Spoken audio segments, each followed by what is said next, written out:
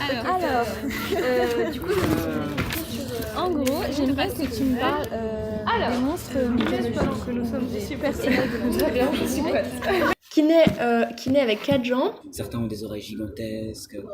C'est vraiment des trucs un peu stupides, tu vois, mais du coup...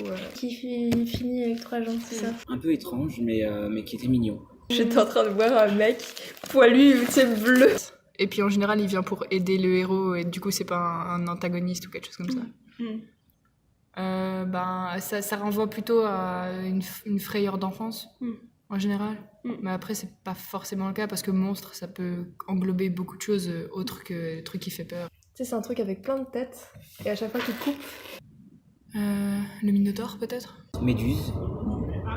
Les sirènes. Ah, les sirènes. C'est l'hydre. Ouais, c'est l'hydre, du coup, voilà. Pégase, parce qu'un cheval volant, c'est la classe. Le sphinx, ouais. La colère. Ouais, et après, enfin, genre, je sais que normalement, c'est pas censé rentrer dedans, mais les 3 brigands de Tommy Ungerer, moi, ils me faisaient penser à des monstres, tu vois. Vu qu'ils ont ce côté, c'est des formes noires, en fait, enfin, ouais, c'est ça. Moi, ils me paraissaient un peu être comme des monstres. Ou j'en fais encore maintenant des cauchemars. Ah ouais? Ouais. Non, moi c'était plus les voleurs et tout ça dont j'avais peur, mais pas les monstres, mais vraiment les voleurs.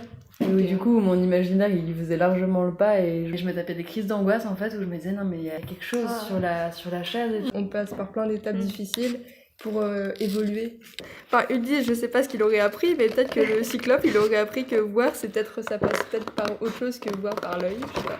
Ça peut être positif ou négatif en général, ça dépend. Un peu des réflexions un peu philosophiques, mais qui passent sous l'histoire, tu sais. Enfin, Dans la légende, il répond à l'énigme et c'est pour ça qu'il sauve la ville. Mais dans le film de Pasolini, en fait, il fonce en criant et aller tuer la meuf, genre sans scrupule. Et j'étais assez jeune, donc il m'avait un peu traumatisée. et du coup, voilà.